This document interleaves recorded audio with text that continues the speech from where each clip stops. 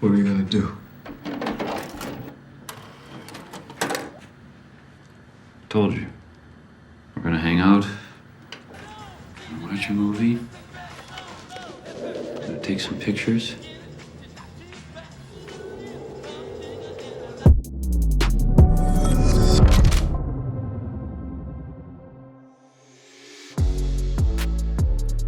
Kyle, what's up, man? How you doing, Benny? We're rocking, baby. This has got to be an exciting day for you. It's step one of a really big fight because, just getting in guys like Cash and getting Dan Bongino to the table, it's the beginning. I mean, a lot of people are looking excited, and I think that's good, and I think people can have a lot of energy behind that.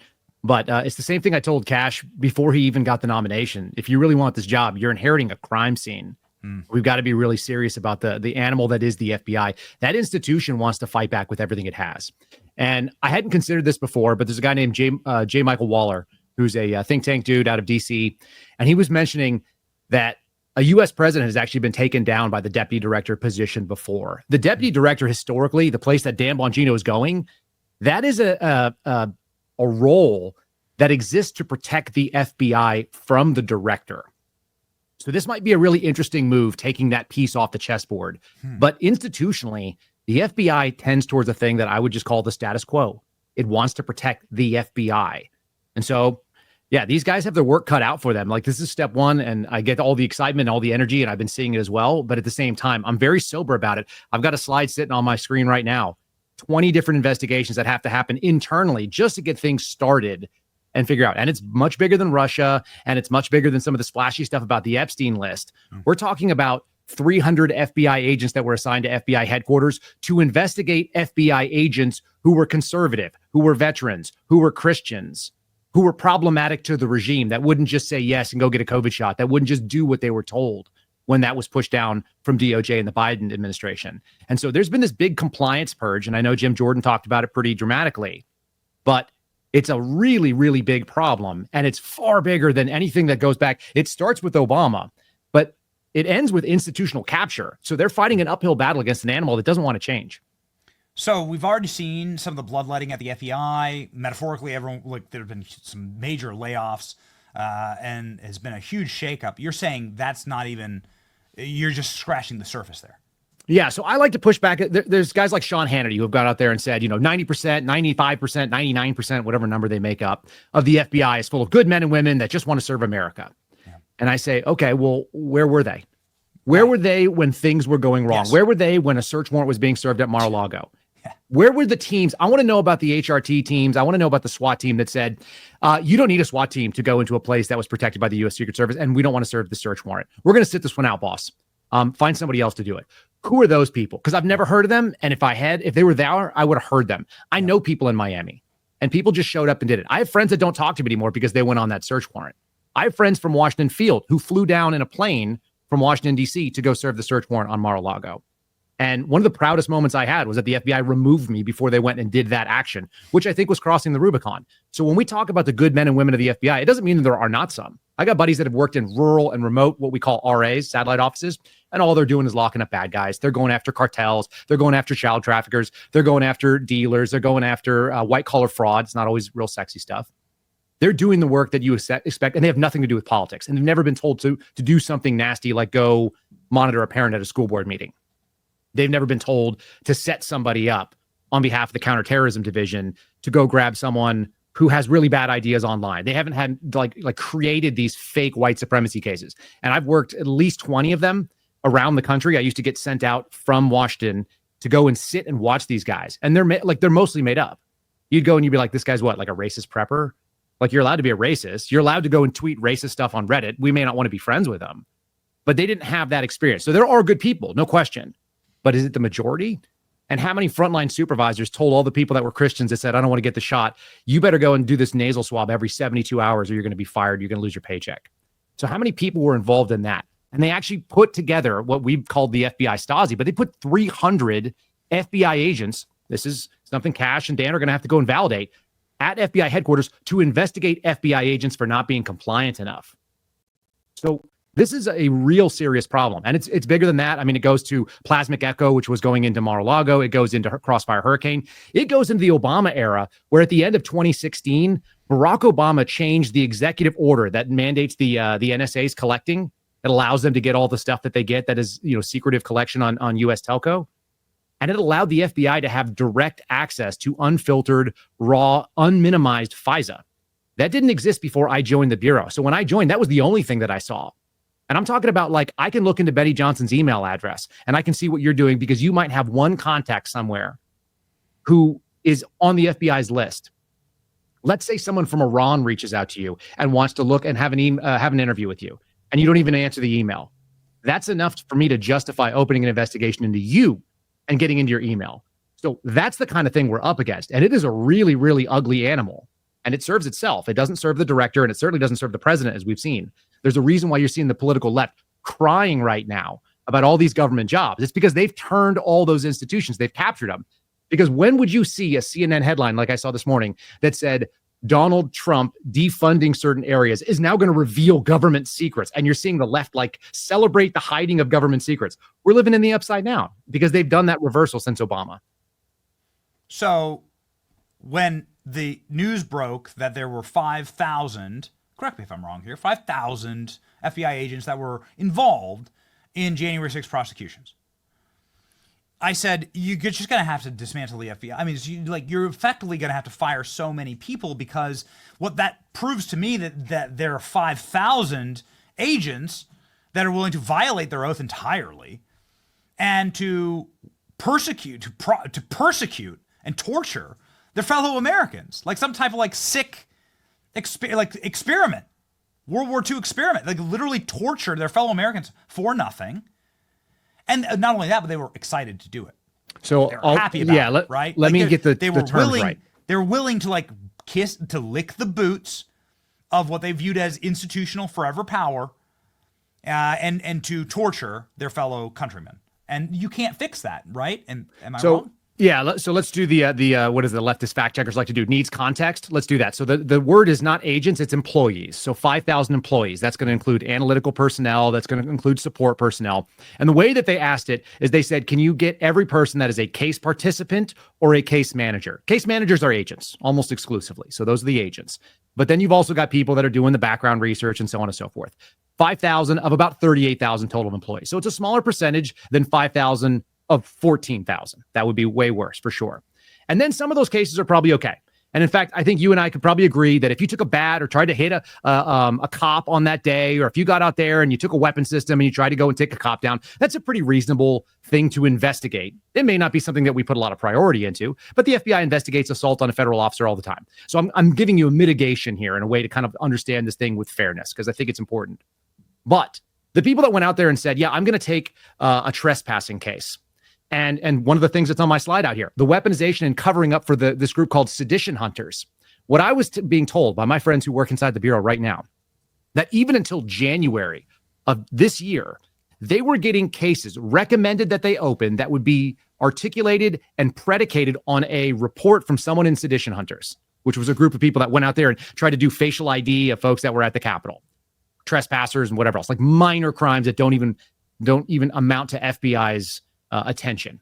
And they sent these things out and they said, by the way, this is where the video is. Here's how we posted it. Do not reference the fact that this was in fact referred to us by the sedition hunters. Protect the identity of the people inside this group, which was probably being paid, as far as we can tell, by the FBI as a source. So now you've got people that are actually accusing Americans of a crime, and you're being told as an FBI agent not to actually cite the person that's accusing it, which is in fact a violation. So the real thing is not going to be like, oh, it's shocking that there's 5,000 people that would go and do an investigation that they were told to do. Some of those things are justifiable. What's crazy would be is that you forewent real fraud, real force, cartel cases, MS-13, Tres de Agua. If you were going to go and do a trespassing case and use your time, which is finite, on stupid things like that, and then also cover up for the people that were making the accusation, because the FBI doesn't want to reveal that they weren't even doing the work on this, that it's being handed to them by somebody else.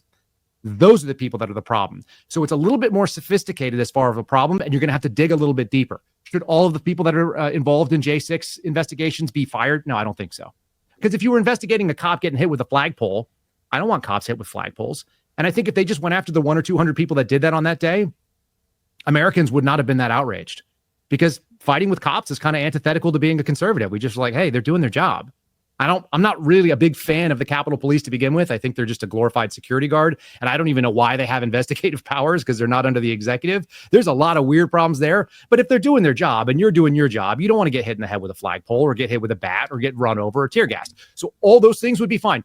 What they did is they weaponized the government by making it go after people that it's never gone after in history. So they've turned a tide and turned a corner, crossed over something that has not been done previously. And that's where you've got this rot, because a lot of people signed on and were really excited about it. And some people just said yes when they should have said, what the hell are we doing here? That's right. So that's what I'm asking, Kyle. Yeah. Like, what I'm asking is somebody who has such a storied history with the agency yourself and who really understands its workings and how it operates. My question to you is this: like, is it all just the Nuremberg defense? Like, where the hell was the single agent? Show me one effing agent that came forward to the media on a buffet of illegal activities that occurred over the last 4 years, 10 years at the FBI. Like, show me the agents. I can show you a couple of them that walked. But you know their name. That walked through. Yeah, I absolutely. We have whistleblowers on our program, but there was nothing at scale. Correct. There was total adherence from inside of the agency to everything from kneeling to BLM, which I still can never get this. When our audience thinks about the FBI, the current makeup of the FBI, they think of Sarah Linden right there. This is the image. This is the image they come up with. This is the image that's in their head. Do you want to know something crazy, Benny? She got promoted. FBI agents walking out kneeling to a terrorist organization. That's what we think. That's what people think about. Yeah, she got promoted. She's now the Deputy Assistant Director of Counterintelligence. She's in charge of the Russia threat, apparently. She took Peter Strzok's old job. So, yeah. She's still employed? Oh, of course. Yeah, for sure. All those people are. Most of them got promoted. They got legat jobs. They got supervisory roles. Like, you'll notice that it's mostly women, which is also kind of interesting. It's that moment. So I brought stuff like that forward too. I had other people come and validate. Those people all got gift cards from the FBI Agents Association. This is the same one that is out there working kind of quietly against cash. It's so funny. People have this instinct that the FBI is one thing when in reality it's something else. It's an intelligence agency, right? They tell you that right up front. It's in the book that explains how to be an agent, which is called the DIOG. The DIOG is the Domestic Investigations Operations Guide. It's your handbook that's put out by DOJ. And the first thing they explain is FBI is intelligence agency. And the number one thing that intelligence agencies do is they gather information and they protect themselves, their ability to do their job. They don't want to share information. So secrets is part of the game right now. They don't actually think that Americans are entitled to this stuff. And that's why you see, if you ever have done a FOIA request, and I've done them, and you probably have as well for your show, you guys go out there and try to get some information. The number one thing they're going to do is just deny it, like categorically. And then you can fight, you can sue. I've done that as well. And you're going to end up getting almost nothing, because the goal is to obscure and to obfuscate and to hide. When in reality, what we ought to do is say, listen, this is America's information. We pay for it. We pay your salaries. Having agents that don't think that they serve the Constitution first is the problem. My buddy Rob Green talks about institution over constitution. The FBI is massively guilty of that. So it's not even just the Nuremberg defense of I was following orders. It's a belief that the institution of the FBI is the end in and of itself. That's the reason that you are in the job, is because you are part of the FBI. And that starts day one at Quantico. They tell you nonstop. Like, I had the advantage of being 35 when I went in. So I was a little older. I had a little bit more knowledge about what was happening around me. And they would go, this is the best job in the world. Now, I'm an inquisitive guy, and I'm kind of like an investigator at heart. So I would just go, oh, okay, well, what other jobs have you had? And they were like, I was working at the FBI before this, and I was an analyst. And I'm like, well, it's obviously the best job in the FBI to be an FBI agent. Like, that's not even up for debate. But is it the best job in the world? It's not. I used to be a financial guy working at Warner Brothers. That was the best job I ever had. I literally used to sit and have lunch 2 days a week at a table that was 3 away from, John Stamos. I was sitting next to Uncle Jesse, and I'd be like, oh, this is awesome. Like, I'm having really good food for cheap. I'm sitting on the Warner Brothers lot. There's pretty women all around me, and life's pretty good. Like, the weather's awesome, and I ride a motorcycle to work. That was pretty great as far as jobs go. So when they don't have any perspective, and they do this early, they hire people at 25, 26 years old. They're supposed to have 3 years of federal work experience, period. A lot of times it's federal. So you get people that have never had a job outside the government. when what they should be doing is getting people who are military veterans, law enforcement officers, people who understand that there is such a thing as an unlawful order. And interestingly enough, most of the whistleblowers that you've seen come forward, myself included, have a background in that, law enforcement or military. They spent time understanding that there are things that are wrong. And historically, people just following orders without questions is problematic. It's also not, I don't think, a coincidence that the people who got canceled for being whistleblowers, they all tend to be Christians who acknowledge a higher power, veterans who know that there's a right and a wrong and that you're not allowed to follow unconstitutional, unlawful orders, and law enforcement officers who understand things like, the Bill of Rights that you're theoretically swearing allegiance to when you take that oath. So this is what needs to be done. You need to fight this sort of institution over constitution attitude. And there's countless examples of this. And they've been covering it up. Whenever we brought forward, so I brought forward the fact that they investigated Catholics, right, in Richmond. I exposed this to people through another whistleblower who came through me. And rather than them saying, holy crap, we are investigating people in the Catholic Church and accusing them of being Latin mass goers and therefore white supremacists, they said, oh my God, we've got to find out who leaked this. And they went after Bob and removed him. He was thrown out of his office after 27 years as an FBI agent. He got kicked out and he had all of his stuff taken out of his office and they threw it on his front yard. And I got shown pictures of his front yard after the agents kicked it out because they wanted to send a message. Do not squeal on our little fraternity here. So that's what they're going up against. And I think it's interesting. I mean, was there mass resignations after that? Well, of course not. No, like everyone just kind of went like, well, he probably had it coming. I had someone actually explain that to me. Right? The instinct is if somebody gets a foul of the FBI and they work at the FBI, you sort of have this default feeling, well, it's probably their fault. And so that's the culture that Dan and Cash are going to be going up against. They are going in a very, very uphill battle. And it's one-sided because the institution has 38,000 people that work there. And there's some friendlies and some allies. And I've tried to direct them to the right people. But at the end of the day, you've got a culture shift that has to happen. And they claim 108 years old. Actually, the FBI even lies about its own birthday for whatever that's worth. So whatever that tells you. It was started in 1935 and they claim 1908. So you've got 100 years of subverting the cause that these two men are going to be fighting for. And it'll be really interesting to see how to do it. I'm rooting for them, like with everything I got. Kyle, since you said that you have a list in front of you right now, I have to ask, can you just give us some of the top lines, like Sure. from your recommendations Yep. to the Bongino, Cash, and then Pam Bondi? Obviously, the FBI is the enforcement arm of the DOJ, so Pam's going to have a huge say in all of this. Yep. But where would you like to see him even begin to cut the All right. grass here?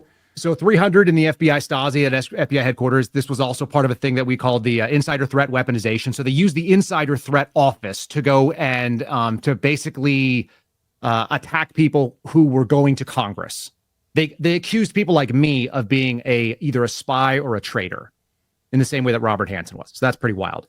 We'd like to know about the abuse of the private jet that Chris Wray did. And people should understand that that's one of the things that actually should have probably gotten him impeached. And it has taken down FBI directors before. Information of investigations. Using the private jet for personal reasons, vacations. So you're allowed to use it supposedly, but what people don't realize is that Chris Wray would use the personal jet or the FBI's $60 million Gulfstream 550, which seems like a really nice plane, by the way. And I've seen it up close and it looks great. It's a nice way to travel, I'm sure. He would fly, let's say, back home, which he did every weekend or most weekends. And then he would pay whatever it costs for a Spirit Airlines flight from Washington, D.C. to Atlanta, Georgia. Okay, so he would reimburse the American taxpayers for the use of a $60 million jet, like a couple $100 tops, like less than a coach fare if he could find it. And somebody else would go look up what that fare cost. So that's what he was reimbursing. The problem is what Chris Wray did, and we did a really good piece with Daily Wire, and a guy named Brandon Dre wrote it up for me. What he was doing is he was summoning a private jet. Like, this is really mundane stuff, but it looks like criminality to me because it's fraud, waste, and abuse at a massive scale, like over $1 million worth of it. He would summon the FBI's $60 million jet that is parked out in Manassas, Virginia. Okay, so it's just outside the Beltway. He would have it fly to Reagan, DCA and land because he didn't want to sit in traffic. Then he would board the jet. Then he would fly wherever he was going. Then the plane would fly back to Manassas. Now 3 flights for him to go one place, right? Then it would fly back and pick him up. Then it would fly to DCA, Reagan, drop him off, and then fly back to Manassas. So we have 6 flights for a guy to go down and back somewhere. And that happened at scale.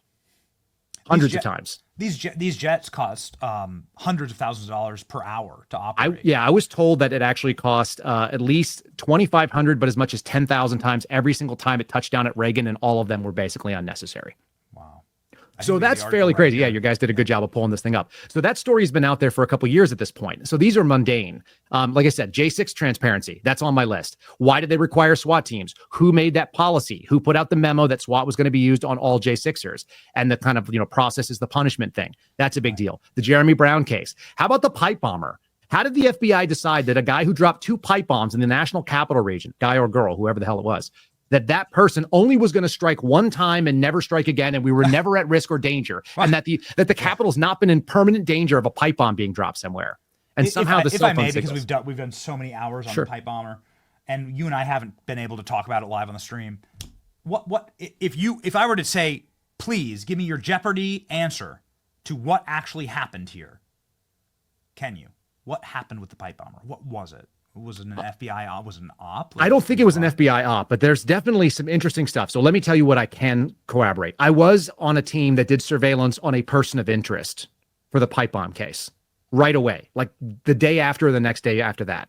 Interesting. So early January of 2021, my surveillance team out of Washington Field was put on a person. And here's how we were put on this person. What they said is the guy that we see, or the gal that we see walking around in that hoodie that we've seen in all the videos, It's up right took now. a Metro and jumped on a Metro. And the Metro, of course, has a timestamp, right? And has cameras. And you have to put a little Metro card in. And they can actually track the Metro card back to the original pay source, which in this case was a credit card. This is what was briefed to us out in Falls Church, Virginia, when we sat on this house.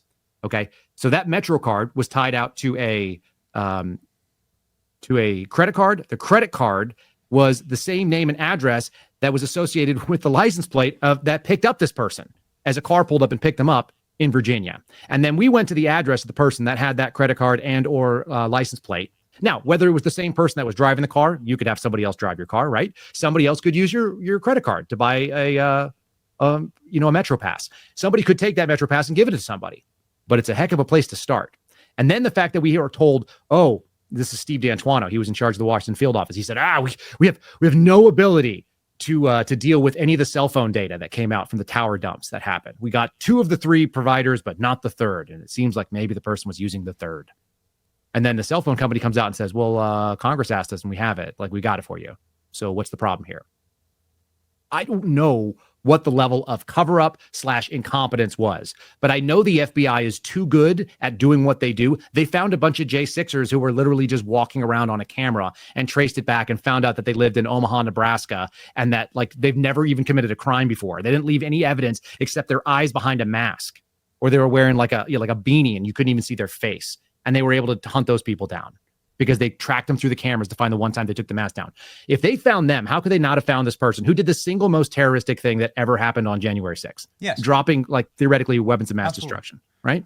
I don't believe they're that incompetent. I just don't. There's one J6er, Kyle, that I will devote every resource of this program to personally. It's a finding. It is the pipe bomber.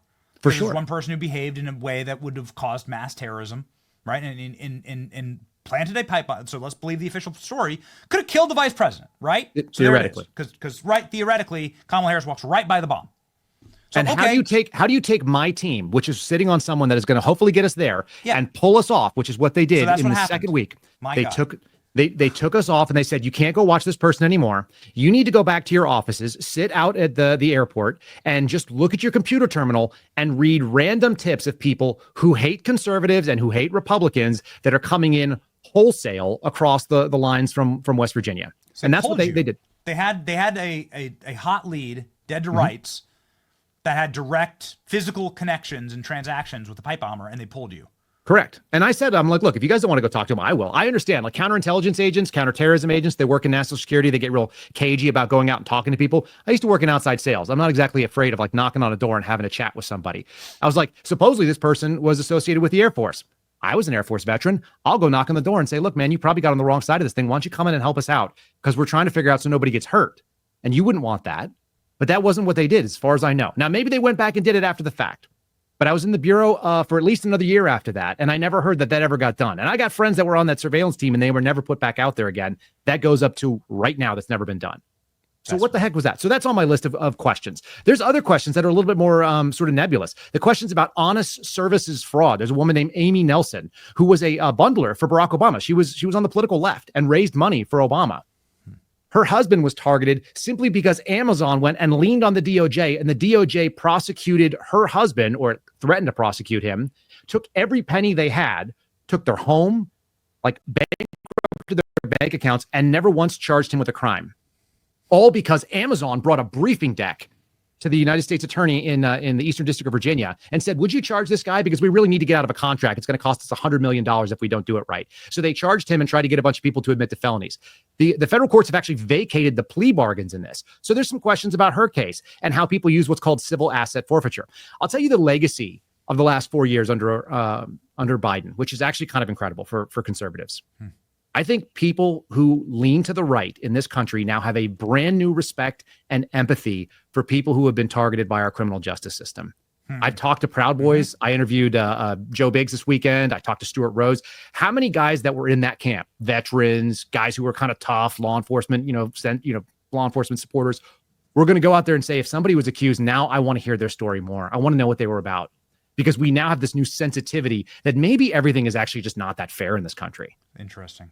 And I think, honestly, that's a gift from God to have a lot of empathy for our fellow man. It's a thing that didn't exist before. I'm actually grateful for 4 years of Joe Biden, because I think if we had Donald Trump back to back, we wouldn't be where we are right now. We wouldn't have the energy. We'd have basically an obstructionist Congress instead of an American people that saw 4 years of evil. And I do think it was very evil, that are pissed off and want to see, let's not say retribution, let's say accountability.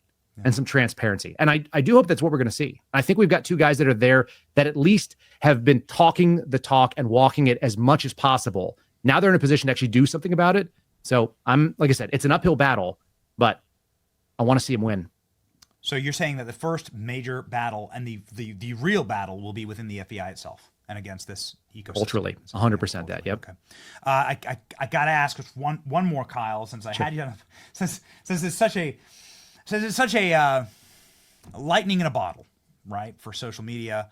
It's what we asked Pam Bondi. It's something that obviously Cash has been talking about for a long time.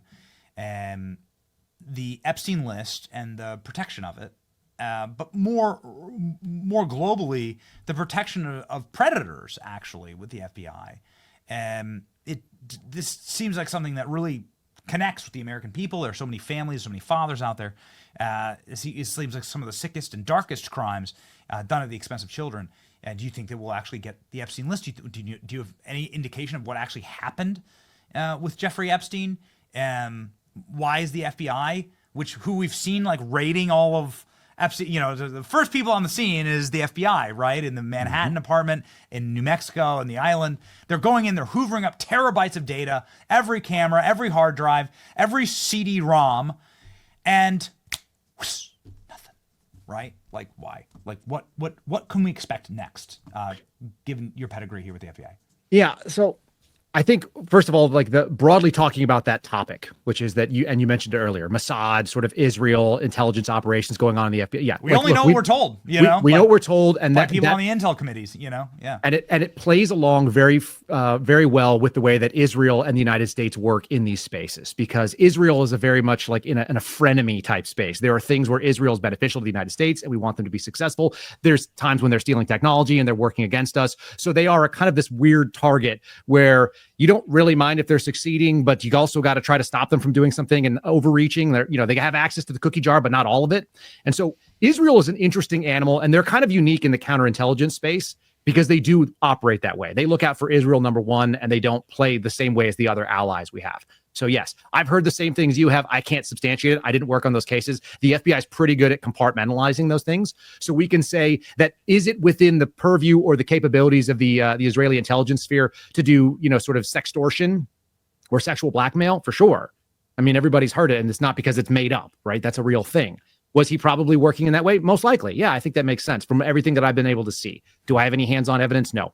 What I also know is that what I told you earlier, as an intelligence agency, the default position is we're not going to tell you. So there may be some really good faith reasons why. I've got friends that worked on the national evidence collection teams that were out of the East Coast. They would get on that jet that Chris Wray likes to take around, and they would fly out to go do evidence collections in places on things like, let's say, the Las Vegas shooting that TV will get really conspiratorial about, and they want to know a lot of questions. They didn't have any of the questions that folks do. And these are military veterans, guys who went downrange, who have buried a lot of friends in Arlington, like solid human beings that do not have any nefarious capabilities, at least when it comes to what I understand about them. And they just don't have the same questions that others do, but they can't talk about it. And the one thing you mentioned, why do these people not come out to the media? You'll lose your job, not only, and you'll probably go to prison. There are NDAs that you sign that say you can't even talk about FBI casework. It's one of the things that was lobbed against me when people first started hearing my story. They're like, well, how the hell do you get to go out there and say it? There's two reasons why I did. Number one, I ignored the NDA because right after I signed the NDA, they gave me another piece of paper that said, you've been relieved of your duties and responsibilities as an FBI employee, which I took to mean also relieved me of that problem. And my attorney and I kind of made a calculated guess to say, we're going to just get loud. We're going to just try to talk. And the second thing is I redefined what success looked like. Most people who work from the FBI and get crushed, they want to get their job back. And I looked at it and said, well, that was cool. I got to do that for 6 years. Like, I'm not going to probably be able to go back. Who's going to go back to someone that stabbed you in the back? So when you redefine those terms, you change the kind of the state of play. We are in a different state. No doubt about it. Some of the whistleblowers like Steve Friend, who's been on this program, Garrett O'Boyle, who I know you guys have like queued up, guys like me that have come forward and said, we're not going to play by the same rules because we're willing to take on some cost.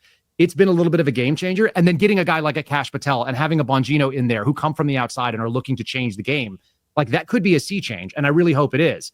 But are we going to get a total uphill like swing where everybody's going to come out and go, by the way, I worked on this case and let me just tell you what happened. Here's what happened at the Epstein ranch. Here's what happened for that terrorist cell that was hanging out in New Mexico. Here's what that's just not the way they operate. And some of them is because of legitimate sensitivities that they don't need to expose. And some of them is because the culture says it's not America's information. We don't believe that because we're the FBI and we're the keepers of records. And we're going to tell you, it's like a priesthood almost. Like we'll keep the inner secrets and we'll protect them because you can trust us. We just don't trust them anymore. Like I don't, and I don't think you do either. So it's gonna be a wild season, man. It's gonna be 2 years of a total, like we're dealing with two things at once. We're dealing with a hostile takeover in the business sense of coming in with one company coming in and trying to take over another company and all of its culture. And we're also going to be dealing with what I would call a counterinsurgency for all my GWAD veterans out there. We're dealing with a hearts and mind campaign to try to get the people that otherwise would align with what we're talking about doing and getting them on board. And that is going to be, those are two really, really big fights at once. And they're not unwinnable at all. So lest anyone think otherwise, but they are not like an assured victory either. It's going to be a uphill battle every single day, pushing that stone, trying to make some progress.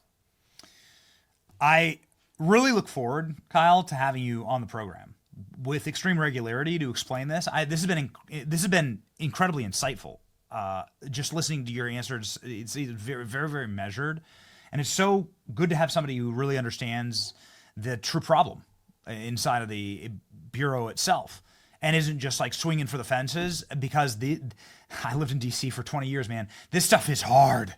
Like this is like the heart of darkness. And you need. There's a lot of hyperbole out there. Some real sober approaches to it, or you'll get nothing done. You might be able to get a headline, but you'll never see the Epstein. You'll never see the inside of how it actually works and what's the problem was. So, Kyle, we'll be hitting you up all the time. So please come back and explain these things to us and to our audience. And you should follow Kyle.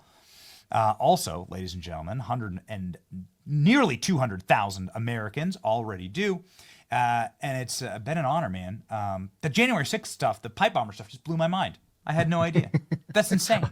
It gets even weirder when you find your own name being referenced when Tom Massey is out there talking to your former boss, and he randomly brings me up out of nowhere as if to discredit something I said. The best part was he said, I don't know what Kyle Seraphin knows about explosives. And it's like, well, I got about 100 hours with the demo training, which I'm pretty sure is more than he has.